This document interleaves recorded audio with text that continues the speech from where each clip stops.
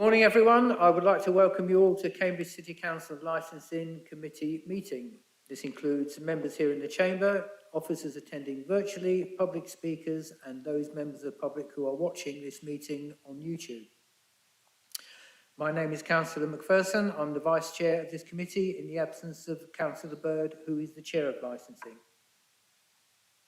Please, can those present in the council chamber please note that everything on your desk, including laptop screen, could be broadcast at some point. If you are following the Teams meeting here in the chamber on your laptop, your audio, microphone and camera must be switched off, please.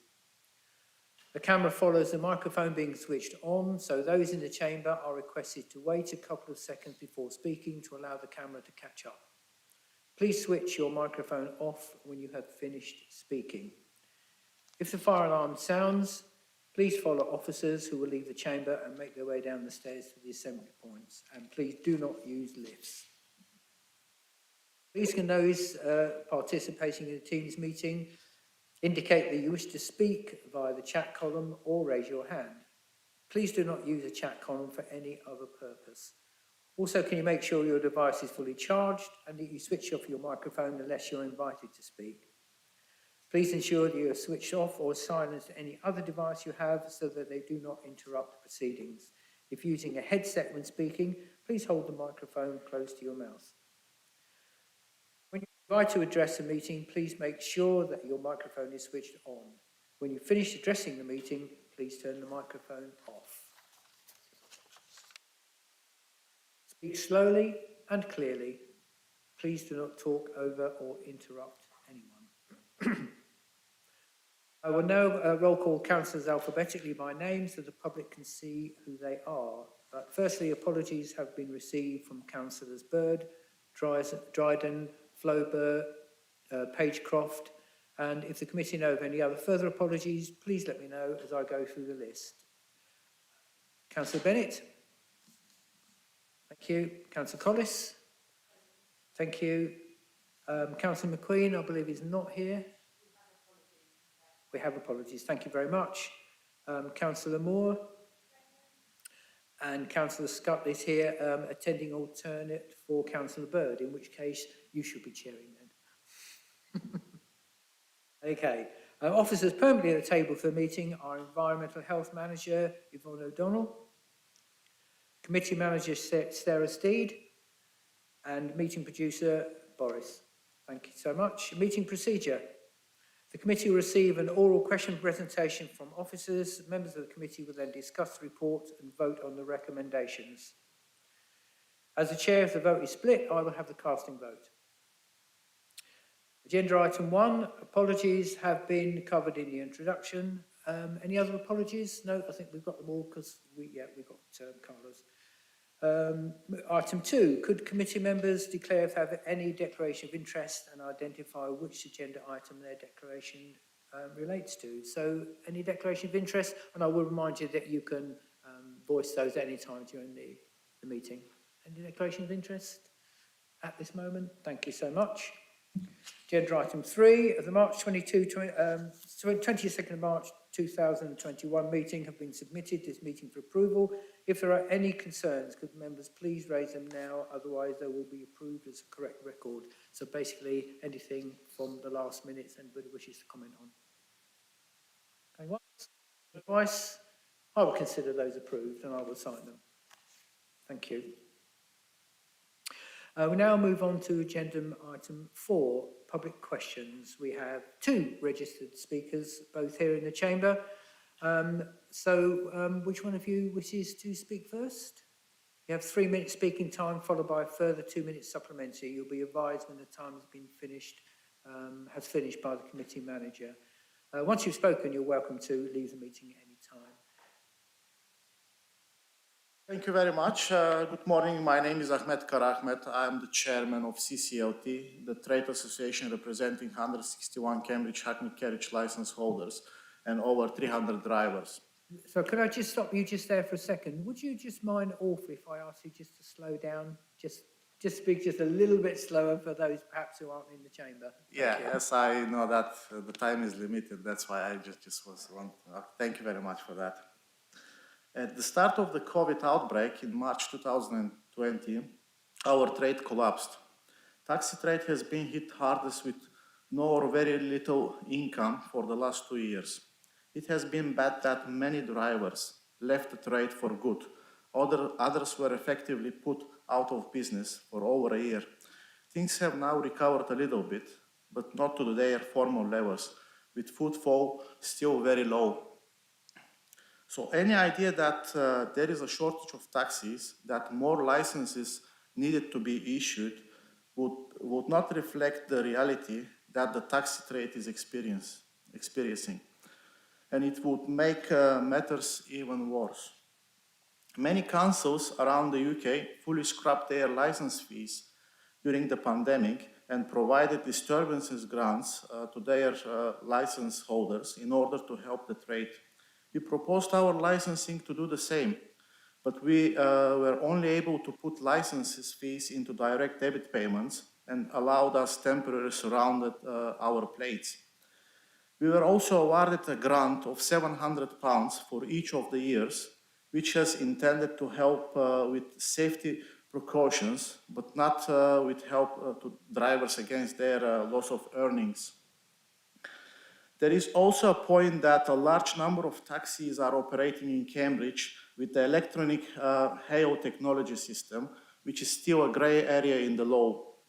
The majority of those are not licensed by Cambridge City Council and therefore not required to comply with the city's very high standards of health and safety for taxi customers.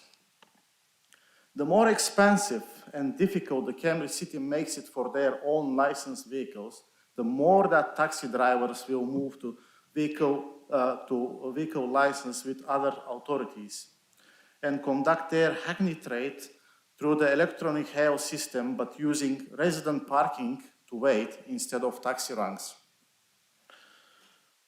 These are not regulated by the city and would make the council's policy self-defeating, resulting in more taxis being hired in Cambridge than the city cannot control at all.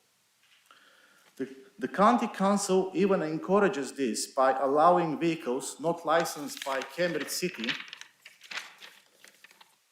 to use the bus lanes and the bus gates. So they are also undermining the city's health and safety policies.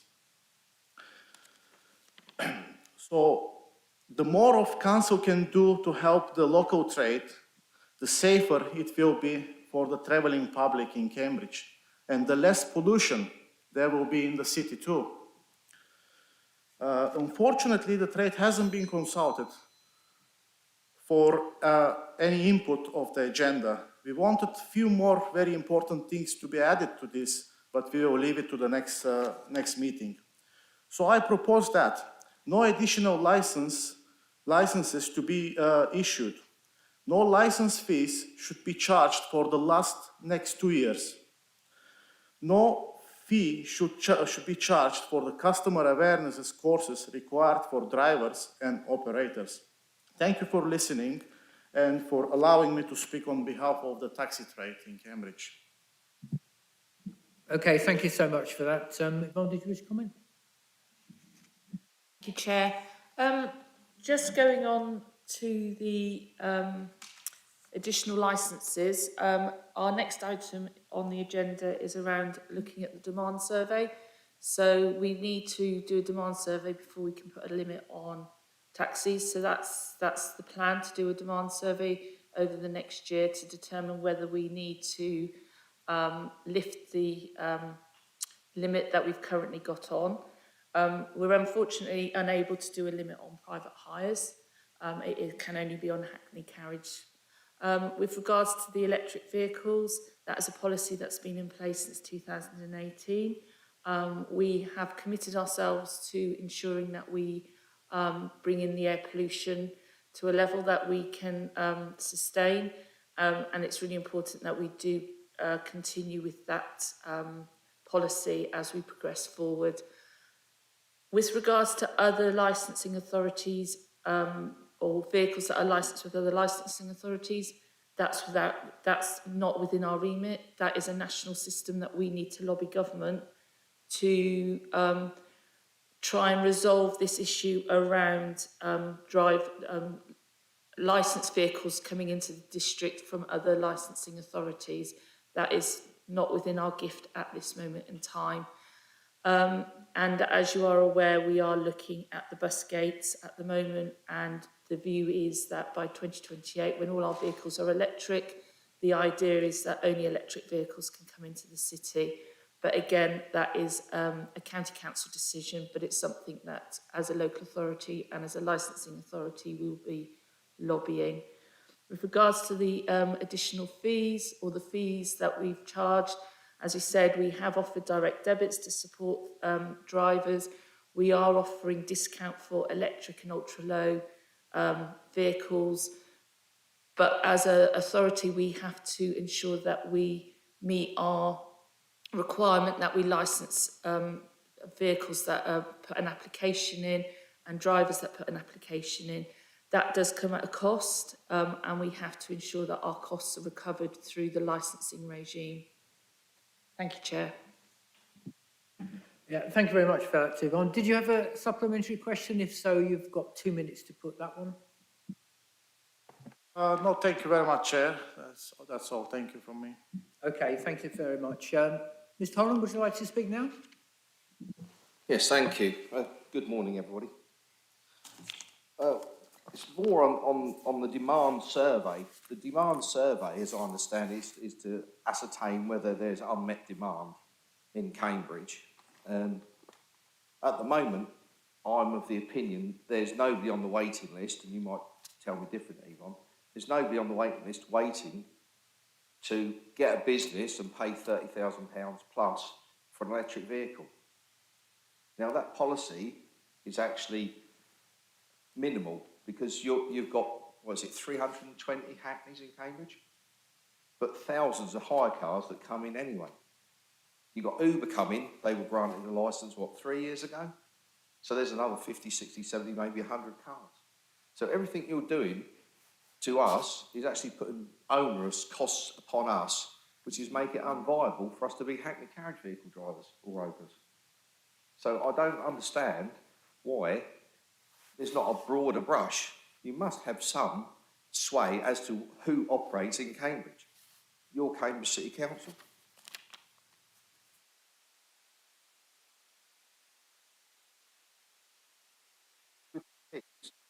So there should be limited to allowable costs so as to avoid a surplus or a subsidy based on an annual review of costs. But we never ever see anything to the trade as to what the breakdown of those costs are. So is it not possible to actually publish your costs, your income, your outgoings, a bit like a business P&L? And so it's greater transparency so we can actually see where our money's going to. That's it. Thank you very much. Thank you, Mr. Holland. Yvonne? Thank you, Chair. As I said before, if we want to keep a limit, we have to do a demand survey. So we are in a position now we have to do that demand survey. That is that's a statutory requirement for us to do one every 3 years if we want to remain with the limit so we can prove there's unmet demand in the city or not. So that is a requirement that as a licensing authority we have to do. With regards to vehicles coming into the city that are licensed outside, as I've already said, that is outside our remit. That is a legislative requirement that we need to lobby government to be able to restrict vehicles operating in the city that aren't licensed by us. There's absolutely nothing as a city council or a district council we can do to stop that from happening. With regard to the fees,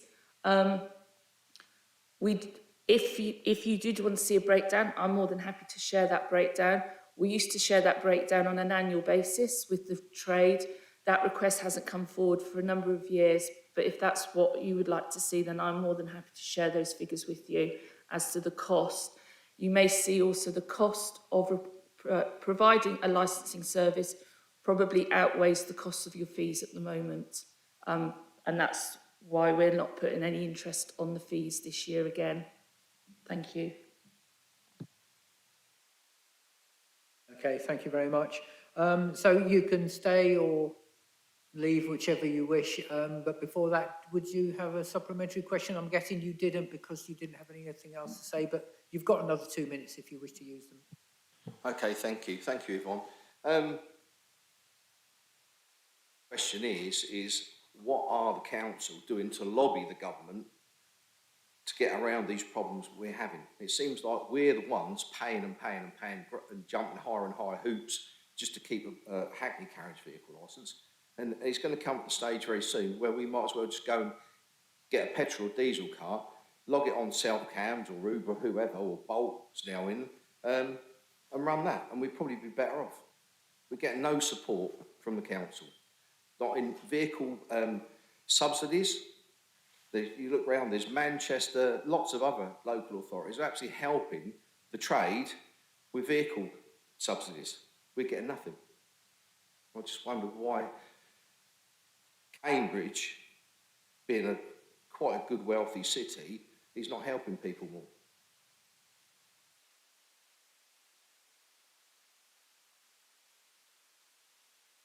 Thank you. I think our MP has been lobbying government around the taxi and trying to get a national standard in place.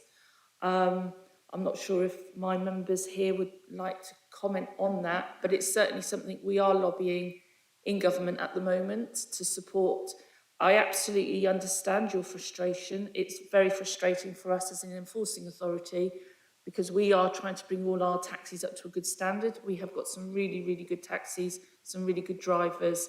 But unfortunately, the law's the law at the moment, and we are lobbying. And I know that Daniel Zeichner, our MP, is also lobbying in central government to support this new regime.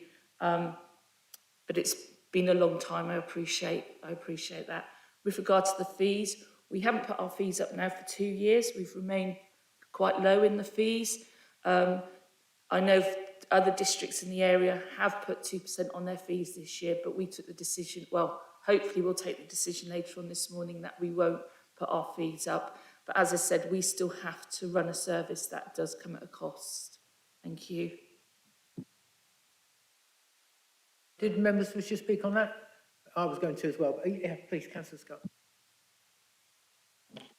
I wanted to say thank you very much for coming to the committee, and that we do actually care about taxis in Cambridge because they are central to the needs of many people. People who don't have a car or people with a disability sometimes absolutely need your service.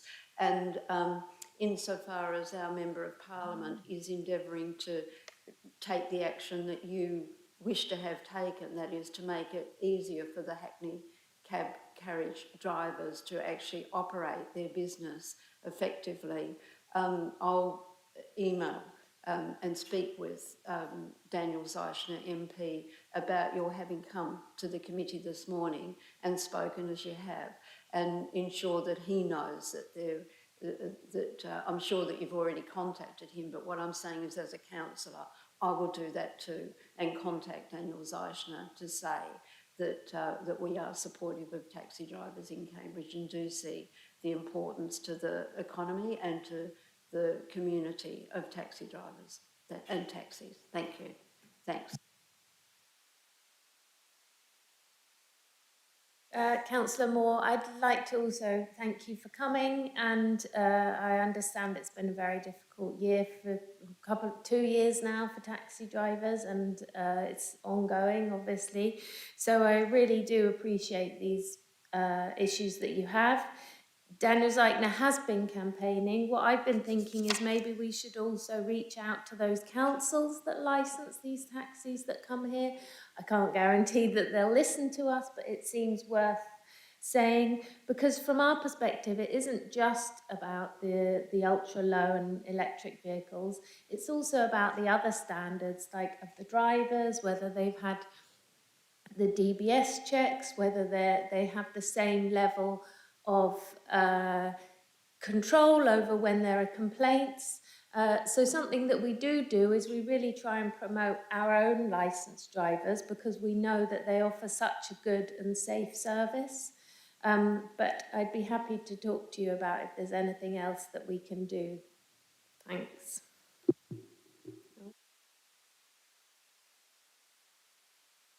Okay, thank you for that. I think you can tell that the committee are on your side. We do understand, and unfortunately we are bound by a number of pieces of legislation which I've always felt myself was a little bit strange, why we can't limit, and I've asked this question, and Yvonne will verify on a number of occasions, why we can't limit other taxis from coming in, but that's the legislation at the moment, and we can't.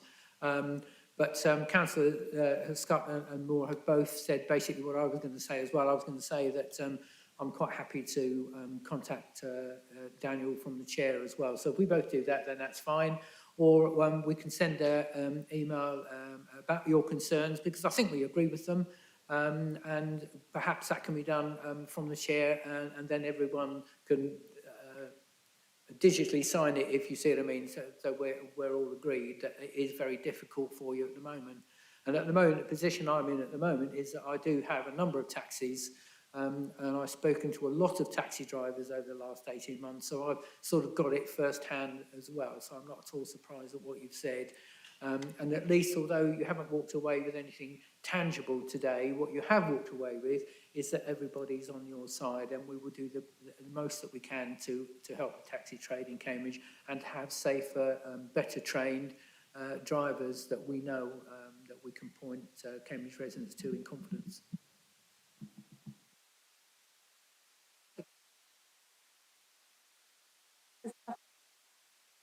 Framework.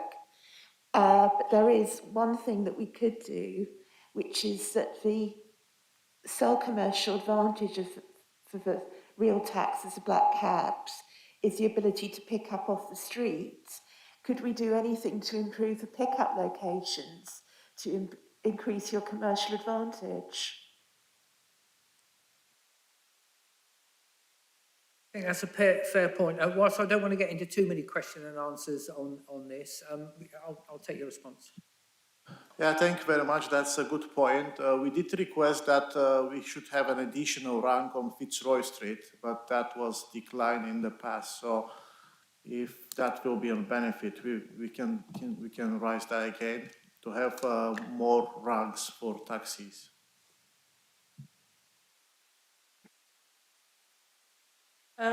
Yeah, we have explored the Fitzroy Fair Street rank. At the moment, that road down there is a disabled access parking bay at the moment, but we were looking at potentially looking at some ranks behind the Grafton Centre near the bus station or the bus stops. So that's something we can re-explore. But we have looked at the Fitzroy rank, and as I said, that then would conflict with some of the disability access issues that we currently face in the city as well.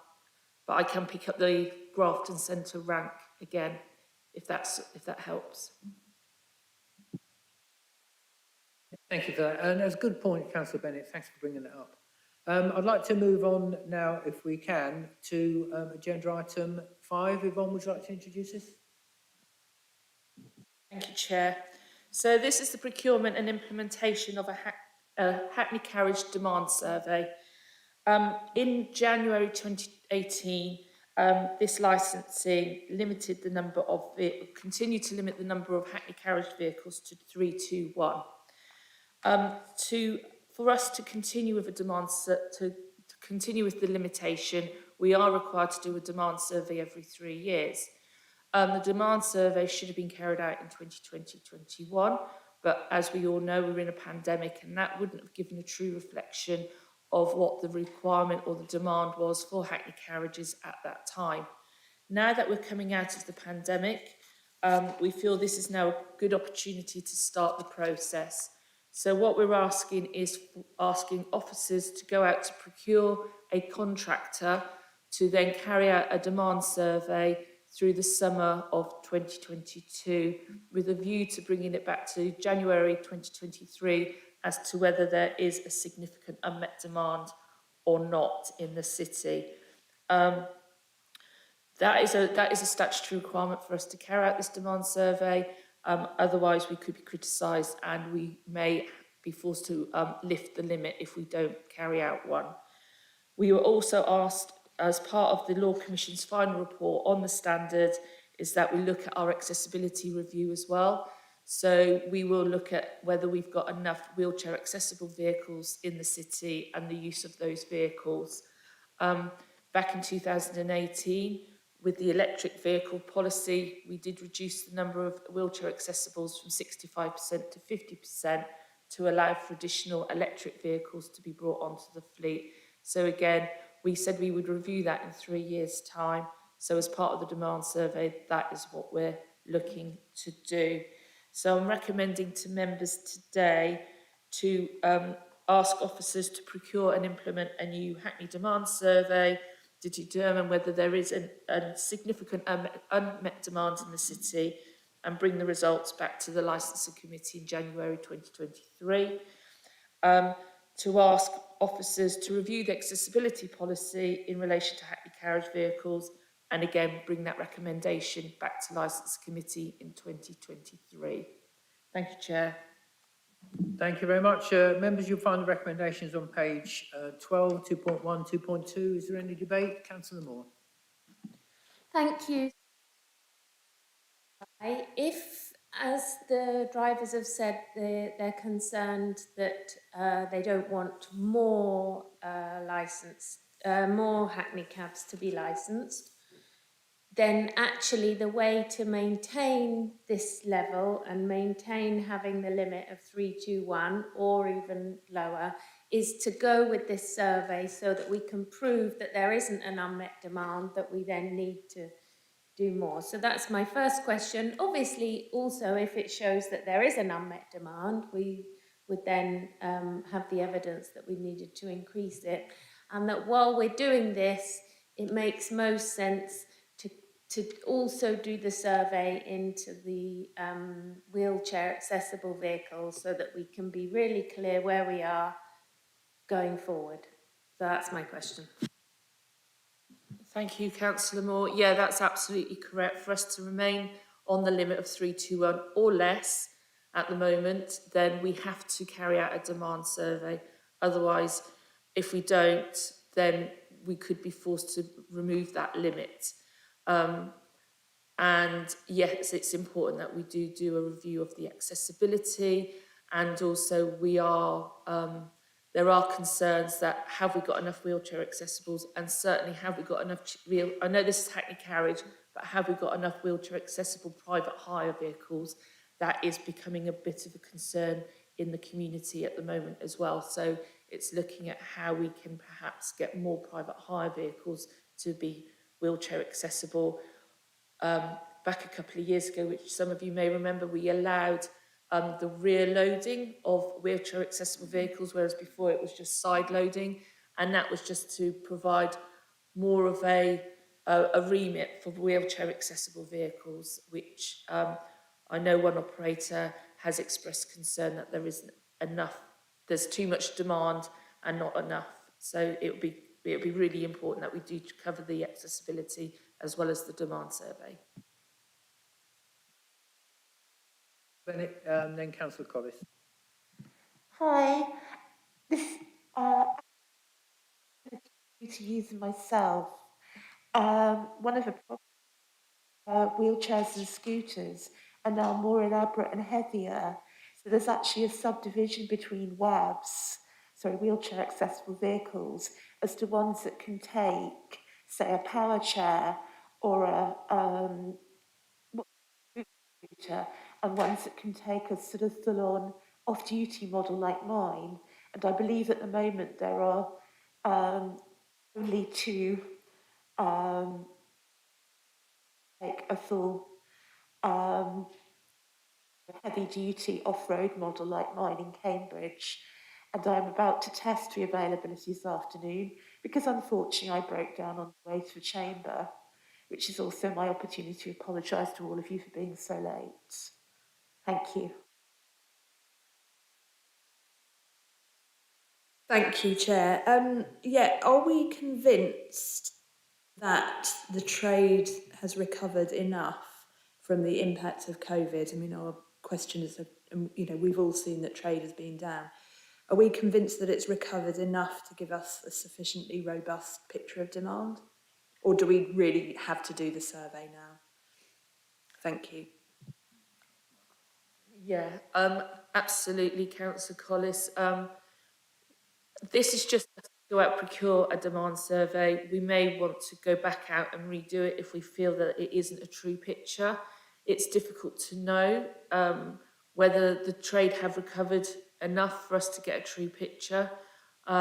We have got a number of plates that are waiting to be distributed, but as our representatives from the trade have said, there isn't a demand for it at the moment. We've got 5 plates that have got no vehicles to be attached to. And I think it's like any economic downturn. We don't know what the recovery is going to be, or whether some trades are ever going to recover from, the pandemic that we've all had to go through.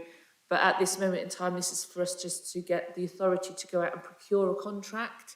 And it may be that that contractor does say, this isn't the right time to do it. And we will obviously consult with the trade, with all our trade reps. We will be bringing it to the trade forums, and we will be having meetings with the trade to determine. But I felt that we've delayed it 2 years for good reason. I just don't want to be criticised, or I don't want to be then challenged by somebody else to say you need to lift the limit because you're now not meeting your legal standards. So we will try and take a pragmatic approach for it. And I honestly can't answer that question regarding whether if there's been sufficient recovery, because I don't think any of us know really at this moment in time, because public transport isn't being used. Buses aren't being used. They probably never will be used again as well as they were. So it's really difficult, but thank you. Councillor Collis has asked my questions. That saved a few minutes. Councillor Scott, please. Thank you. Mine's on a different issue. It's not on taxis. I'm looking at paragraph 3.12 on page 22, which relates to fees for skin piercing registrations and sex establishment licensing. And I'm just wondering, where do tattoo parlours come in? Because... Sorry, that's the next item. We're not on that item. Oh, sorry, I beg your pardon. Yeah, I'm really sorry. I beg your pardon. I was reading ahead. Yeah, sorry. You threw me right off there. I thought, hello, this is something I don't know. I thought I'd read the papers well, but I thought maybe not. That's quite all right. I don't mind enthusiasm. That's fine. Okay, in that case then, are there any other questions on this item? In that case, we'll go to the recommendations. I will just to remind members on page 12, 2.1 and 2.2. Are you happy that we take them both together? All those in favour of those recommendations, please show. That's unanimous, Chair, in favour. Thanks, Sarah. That takes us to item 6. Page 19, recommendations are on page 20, 2.1 to 2.2. Yvonne, it's back to you. Thank you, Chair. So this is the annual review of licensing fees and charges for the licensing of all the different licensing that comes to this committee. As I said, this is an annual review of licensing fees. It is a requirement that we should review our fees on a regular basis. We took the decision many years ago that we would do this on an annual basis and come to this January committee to go to full council in February to be instigated as of the 1st of April. A number of our licensing fees are statutory, so gambling is a statutory set, so is Licensing Act. So they're licences that we cannot amend. We have looked at animal welfare licensing, sex establishments, street trading, skin piercing, and of those we have put the fees up by 2% or thereabouts, and rounded it up to the nearest 50p. We've also looked at and reviewed the fees for hackney carriage and private hire licensing and operators. We went out to consult. We had a number of responses to the consultation, and we took the view, bearing in mind what's been said this morning, that we weren't going to put the taxi fees up by any amount this year. We had one objection to that, was a member of the public that felt that we should be putting them up, but we felt that they didn't put good enough reason forward for us to change our decision. So with regards to Hackney carriage and private licensing fees, we've kept that at 0 interest and remaining the fees as they have been for the last 2 years to try and give some support to the trade in these really difficult times, which I think we all do appreciate. The DVLA data checks and the DBS data checks are set by statute, so we're unable to make amendments to that. So the recommendation is to approve the level of fees and charges with effect from the 1st of April 2022 as set out in Appendix A, and then for officers to communicate these changes to the members of the public, the businesses and the taxi trade. Thank you, Chair. Councillor Scott, please. Yes, I did just want to re-ask my question, if I may, about 3.12 on page 22, and whether the skin piercing premises includes tattoo parlours or whether they're licensed under a different process. And I want to add to this that, as I'm sure the officer will be aware, there have been problems arising in relation to skin piercing premises being used for purposes that are unlawful. There's been a case here in the United Kingdom and one in Australia where people who were licensed to do body piercing were taking liberties in terms of doing purportedly cosmetic procedures, and it's been ruled unlawful for them to do that. So I'm just raising this because I think it's something that the council should pay attention to. And I mean, I'd be happy to provide a copy of Beauty Women's Bodies in the Law, Performances in Plastic, which was published in 2020, which actually covers the law in relation to this prospect. Thanks. Thank you, yes. So the skin piercing registrations does include all acupuncture for breaking of skin, so it does include tattoo parlours, etc. We do regular checks in all of our skin piercing, and they all get certainly the tattoo shops would have ordinarily got a year inspection every year.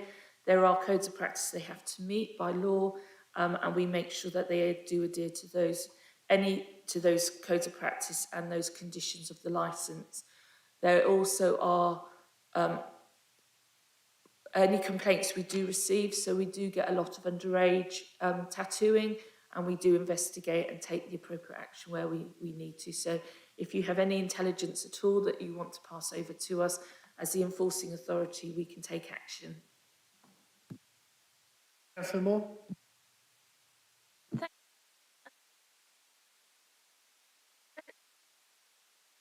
Cost of the crest, does that include the stripe?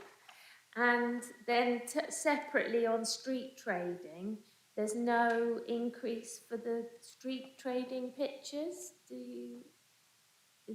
Could you explain why there's a decision on that? Thanks. Okay, thank you. So the crest doesn't include the stripe. So the stripe, it's the drivers are responsible, the vehicle owners, proprietors are responsible for the stripe. These are the magnet crests that if they lose one, they then have to pay for a new one to be put on. With the street trading, we did speak to the markets team and asked them what they wanted to increase thereby. They took a similar decision as we have done with our taxi trade, that the market traders and the street traders have had quite a lot of financial burden put on them over the last year. And so I think there was a decision by the markets team that we weren't going to increase the street trading pictures as well this year. Thank you. Councillor Bennett, please. Oh, hello. Just a quick question about the market and street trading licences. I understood that we were closed to new applicants. Has that changed, or is it about to change? I think with street trading, I think when a pitch becomes available, there was an opportunity. I don't believe we have limited the number of street trading pitches at this moment in time, but as it's not one of my areas of work, I would need to go back Councillor Bennett and check up on you for you. My understanding is that if there was a street trading application, it will be considered on its merits. Yeah, it just says it on the website, but I know the website's not always up to date. I did check it about 4 months ago for a resident. It's still in force then. Don't know if Councillor Moore might be able to shed more light on this. It certainly was, because I think they had a backlog of people applying, but pictures weren't coming up. But I can follow that up for you and get back to you. I very much appreciate that. Thank you. Other questions, members? Going once, going twice? Then we'll go to recommendations on page 20, 2.1, 2.2. Are we happy to take them both together? Thank you very much. All those in favour of the officer's recommendations, please show. That's unanimous again, Chair, in favour of the recommendations. Thank you very much. Members, that takes us to item 7, which we presented slightly differently. Luke Catchpole is going to present this report virtually, we hope. Oh, hello, Luke. I was wondering if that was going to work. So we'll let the officer present this, and you'll find that the recommendations are on page 38, 2.1. Luke, it's over to you. Thank you, Chair. Government guidance recommends as good practice for licensing authority to have a statement of licensing policy for sex establishments. In October 2016, the Licensing Committee approved a sex establishment licensing policy. The policy and accompanying conditions are attached to the report as Appendix A.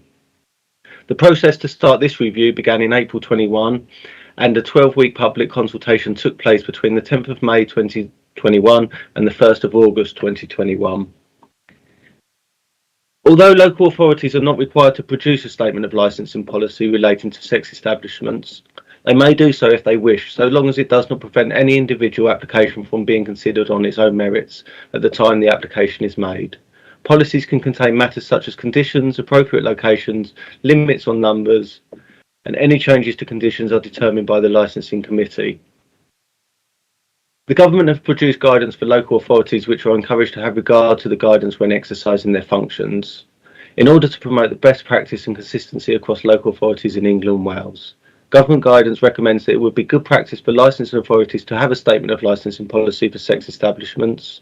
Guidance suggests that each local authority should judge each case on its individual merits. Terms, conditions and restrictions can be imposed on a licence. The provisions of Service Regulations 2009 require any conditions to be necessary, non-discriminatory and proportionate. In practical terms, this means that conditions must demonstrably be directed at attaining one of the public interest objectives of the regulations, public policy, public security, public health, or the protection of the environment, and must go no further than is necessary to achieve such objectives. Schedule 3 of the 1982 Act allows the Council to refuse applications on grounds related to the assessment of the relevant locality. It can also make an assessment as to the character of the relevant locality and how many, if any, sex establishment or sex establishments of a particular kind it considers are appropriate for that relevant locality. We currently have no limits on numbers for sex establishments, with all applications being considered on their individual merits. One of the consultation responses received requests that the Council imposes a numerical control on the number of sex establishments in Cambridge and expressed the view that nil is the appropriate number. It is important to note that even where a nil policy exists, applications must still be considered and a decision made as to whether an exception should be made to the policy. It is not open to an authority to refuse to consider an application which breaches its policy. The authority must always decide whether the facts of a case warrant an exception to the policy. Numbers of premises and relevant localities. Schedule 3 of the 1982 Act allows the Council to refuse applications on grounds related to the assessment of the relevant locality. It can also make an assessment as to the character of the relevant locality and how many, if any, sex establishments or sex establishments of a particular kind it considers are appropriate for that relevant locality. There is currently one licensed sex shop in the city. No applications have been received for sexual entertainment licences or for a new sex shop and cinema licence since the policy was readopted in October 2016. Under the current policy, the licensing subcommittee could decide what was the relevant locality based on the facts of an individual application. At any hearing of the application, the subcommittee could look at the premises for which the licence was being sought and could hear submissions as to the locality and decide the appropriate number of sex establishments in respect of the relevant locality, or whether the character of the area was such that it was inappropriate to grant a licence at all. The subcommittee would also consider paragraphs 9.1 and 9.2 of the policy in deciding whether to grant a licence. It is considered good practice to review the policy. It is recommended that it be reviewed every 5 years in line with the Police Reform and Social Responsibility Act proposed amendment for licensing 2003 policies. Members are recommended to consider the results of the public consultation exercise as summarised as Appendix B of this report. Approve the sex establishment licensing policy attached as Appendix C to this report. Resolve that the policy shall have immediate effect and shall be reviewed at least every 5 years. Thank you, Chair. Thank you very much for that Luke, and that large report that you've produced and the work that's gone into it and your team. Thank you very much for that. Members, do we have any questions? Councillor Moore, Councillor Scott.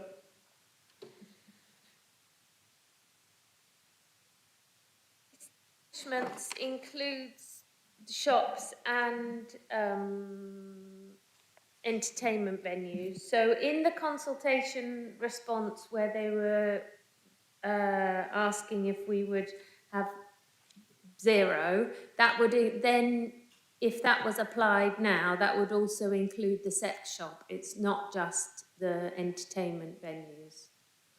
Is that correct? So that's one thing. And then by not setting a limit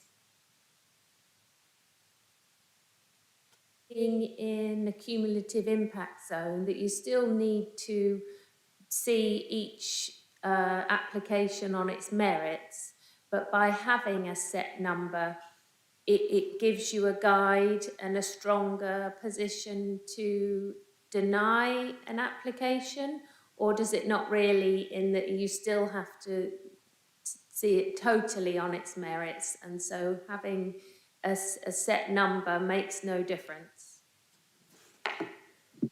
Councillor Scott. Yeah. Thank you very much for your extensive report, which is appreciated. I was actually just curious that at paragraph 3.1, which is on the consultation, there's a reference to the various bodies with whom the council's consulted. And the final dot point says other organisations as appear to the licensing authority to be affected, including councillors, local community, cultural, educational, entertainment organisations. And I was surprised that women's organisations are not referred to. I would have thought that Women's Aid and the Rape Crisis Centre ought to be consulted in a matter such as this.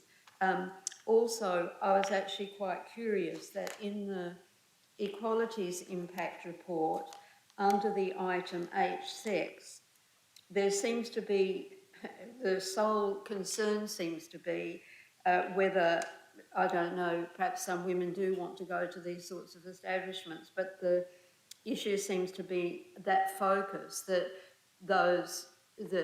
these establishments should not discriminate on the basis of sex against people actually attending such premises, whereas I would have thought that it ought to also contemplate the negative impact on women of establishments of this sort, and also the negative impact on men, so that I would say that it would be appreciated if that message could go back to the party that did the equality assessment, because that's a really major issue. And I just conclude by saying that there's extensive research and writing on the impact of these sorts of establishments on women, and I'd refer to Professor Catherine McKinnon of Harvard University, and she's also a professor at the University of Michigan, her work with Andrea Dworkin, and that it really has to be paid attention to from that perspective, and the negative impact on men as well of these sorts of establishments, and on, in the broader sense, on equal opportunity in terms of employment and promotion and so on, because what we do know is that these sorts of establishments are sometimes, how can I put it, entertainment venues for the purportedly higher echelons of business, and it means that women can be excluded by the business itself. I don't mean by the establishment, I mean by the corporation for which they work, from participating in activities of the business because of these sorts of operations. So I'm simply coming back to my point that in the consultation, it would be important to have consulted with those women's organisations to which I refer. And I just do notice that in the gambling report, there's an appendix of those who've been consulted with, and it goes from page 137 to 141, whereas there is no similar appendix in this. But having said that, I do appreciate the report and the extensive work that's gone into the report, so thank you. And I would just also like to take the opportunity here, because I'm mentioning women. I should have said in my response to the taxi drivers' submissions that, of course, taxis are absolutely essential to the safety of women as well, and that's why hackney carriages are so vital to this community. But I'm taking the opportunity to add that, and I thank the Chair for your indulgence. Thank you. Thanks for that, Councillor Scott. I did mention the safety aspect of our licence. Yeah, that's right, for the same reason, so I thank you for that. Members, are there any other questions on this item? Going once? Going twice? Okay, Luke, it's back to you for response. Okay, thank you. In regards to Councillor Moore's question about the response to the consultation, they just mentioned that it would be a nil policy, so that would include all shops, cinemas, and any sort of venues. To look at a nil policy, to make it a nil policy, there is an extensive amount of work that needs to go into that before you can come to that decision, which comes with a considerable cost, I believe. When this report was presented to committee in 2016, I think it was estimated that any sort of consultation into a nil policy would be looking at 30,000 plus, just to get to that point, as other one or two other local authorities have done in the past. Could you just remind me, Councillor Moore, what your second question was? Oh, sorry, it was on the yeah. If you're setting the limit of numbers, you would have to look at each. So if you set the limit at 10 and the 11th one came in, you would still have to look at that application. It would still have to go through the committee process, and you would have to decide whether you depart from the policy and allow an 11th one to be licensed.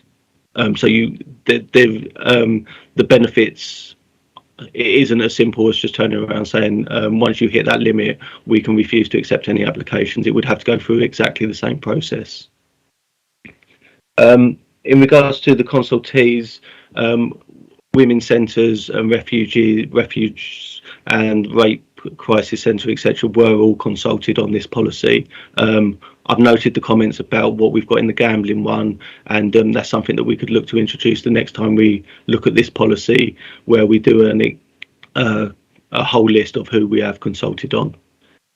And I've noted the comments on the equalities impact report, especially in 8.6, and that's something else that we can look to in the future, to put some work into, more depth into that.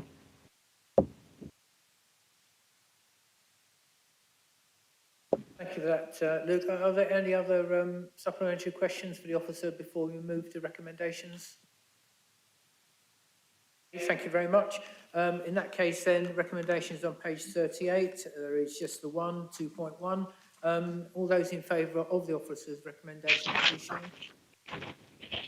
Chair, that's unanimous in favour of the officer's recommendation. Thank you very much. Thank you, Luke, for that. But you've got the next one as well, I see. So stay with us. Okay, so that takes us to item 8 on page 91. Recommendations are on page 92 at 2.2. Luke, may I pass the baton back to yourself? Thank you, Chair. Cambridge City Council, as the licensing authority, is required to discharge its responsibilities under the Gambling Act 2005 with a view to promoting the three licensing objectives, namely preventing gambling from being a source of crime or disorder, being associated with crime or disorder, or being used to support crime, ensuring that gambling is conducted in a fair and open way, and protecting children and other vulnerable persons from being harmed or exploited by gambling.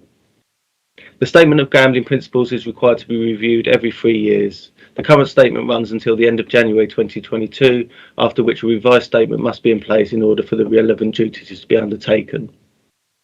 Following a review of the statement, a 12-week consultation period was undertaken and no responses were received.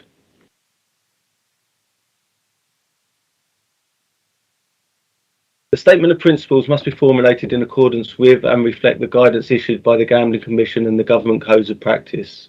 The principles essentially form the processes that the Council would normally follow in conducting its duties as the licensing authority. The existing Statement of Gambling Principles for Cambridge City Council became effective in January 2019. Since this statement was published, there has been only minor revision of the Gambling Commission guidance, with the latest guidance being produced in April 2021.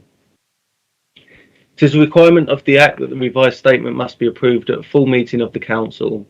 Such approval cannot be granted until consultation has been undertaken with a range of statutory bodies defined by the Act. Additionally, the authority is empowered to consult with other organisations as deemed appropriate. Once any revised statement is approved by full Council, the Gambling Act 2005 Regulations 2006 requires licensing authorities to subsequently publish a notice of their intention to publish a statement or revision. There are several specific requirements in undertaking this, including appropriate publication a minimum of 28 days before the Statement of Principles comes into effect. With these legal requirements in mind, the revision process commenced in August 2021 with an officer review of the existing Statement of Principles taking into account the Gambling Act 2005 and the current guidance issued by the Gambling Commission. The revised statement was subject to a 12-week public consultation between the 16th of August to the 14th of November 2021. This was undertaken by directly contacting the relevant responsible authorities and resident associations and publishing the consultation on our website and in the Cambridge News on Friday the 25th of May 2018. Sorry, that should be the 16th of August 2021. A full list of those directly consulted can be found in Appendix B of the Statement of Principles. And as earlier said, no responses were received in regard to the consultation. Members are recommended to endorse the post-consultation draft Statement of Gambling Principles shown in Appendix A and recommend to full Council that the statement is approved for publication. Thank you, Chair. Thank you very much. So, members, just to ask once again if there are any questions for the officer on this. Councillor Scott. Mine's very brief, and I just want to say thank you so much for such an excellent report, and that it's really a compliment to the report writer and to Cambridge, the number of residents' organisations that have been consulted with. I read this list, I'm very familiar with a large number of them, but not all of them, and it does really pay a tribute to the writer of the report for having approached them all. I'm sure that not all of them necessarily responded, but to having approached them, I think that's really excellent. And then secondly, a compliment to Cambridge for the activism and concern of the population that they have set up so many residents' organisations, which we as councillors would know are absolutely magnificent in the work that they do, even though they can also, how can I put it in the most complimentary to them terms, their activism means that they certainly keep us up to the mark. So thank you very much for the report, appreciated. Any questions? Okay, Luke, I will just endorse what Councillor Scott has said. It's a humongous report, and the work put in by yourself and other officers on a report of this size is often skirted over, and it shouldn't be, because it is a substantial amount of work and research done into it. So we do thank you for that, and all those involved in it. So with that, I will then move to the recommendations on page 92 at 2.1. All those in favour of those recommendations, please show. Chair, that's unanimous in favour of the officer recommendation. Thank you very much. That being the final item of this licensing committee, I'd also like to thank our two members of the public, gentlemen, for coming in and making your representations. And as you see, you do have support from here. That concludes the licensing committee. Please could I ask that everyone takes their own rubbish, places in the bin outside. Everyone has any used glasses, please could return them to red trays outside the committee room. Could the digital communications officer please now end the live stream?